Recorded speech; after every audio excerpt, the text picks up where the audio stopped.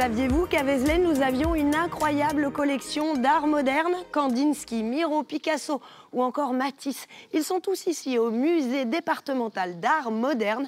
Ils ont été légués par Christian Zervos, un célèbre critique d'art qui a vécu ici. Venez, ça se passe ici.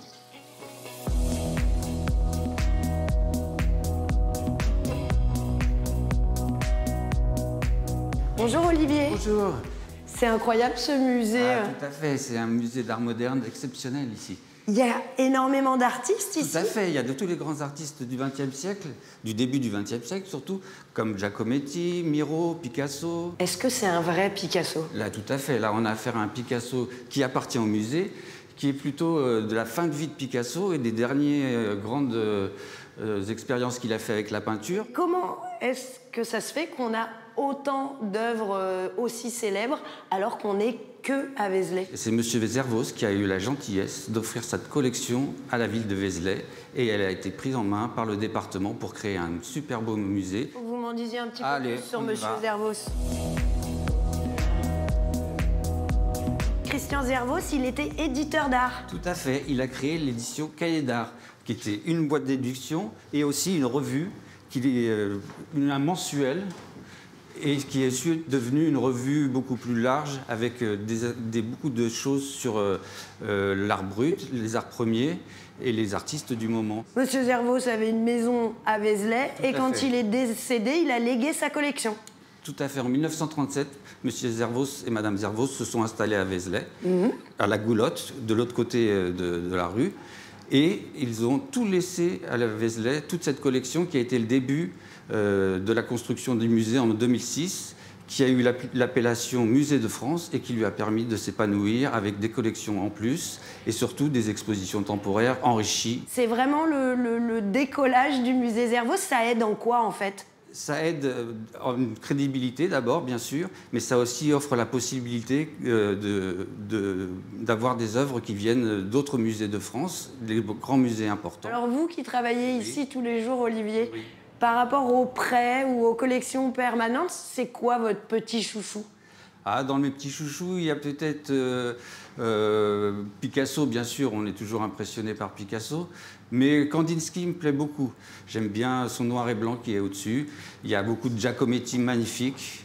Un tout petit. Un tout petit, notamment, enfin beaucoup. Il y en a quelques Giacometti, mais dont un tout petit Giacometti. C'était le départ de cette direction qu'il va prendre. Et surtout, c'était un moment où la fonte était très peu disponible, puisqu'on était en 1945. Ah oui. Et oui, et qu'il avait aussi besoin de les déplacer facilement dans des boîtes d'allumettes. Donc on a affaire à des premiers petits personnages de cet esprit-là, faits par Giacometti ici. C'est une découverte magnifique.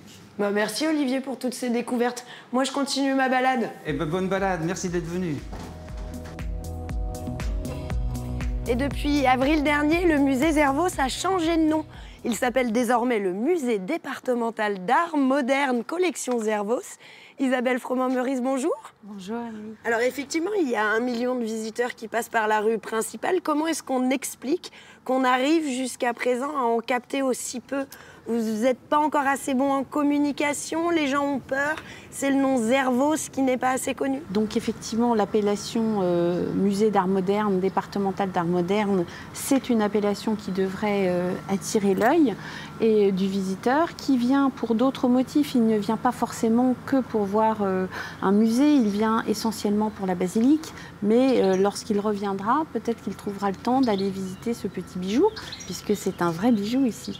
Vous avez également noué un partenariat particulier avec le musée Picasso pour avoir un peu d'aide. C'est un partenariat de 3 ans qui nous apporte d'abord et avant tout une grande caution scientifique et culturelle pour les collections, pour bâtir les expositions temporaires. C'est aussi toute une aide pour faire monter justement tout ça chez les agents du département, pour les aider à se former, à voir d'autres aspects du métier, savoir comment faire de la médiation, comprendre un peu mieux pourquoi est-ce qu'on choisit telle ou telle pièce.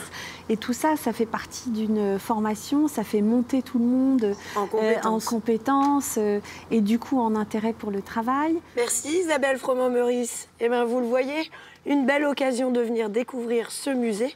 On aura contribué à le faire connaître et il y a 2 belles expositions qui vous attendent. Bonne soirée à tous.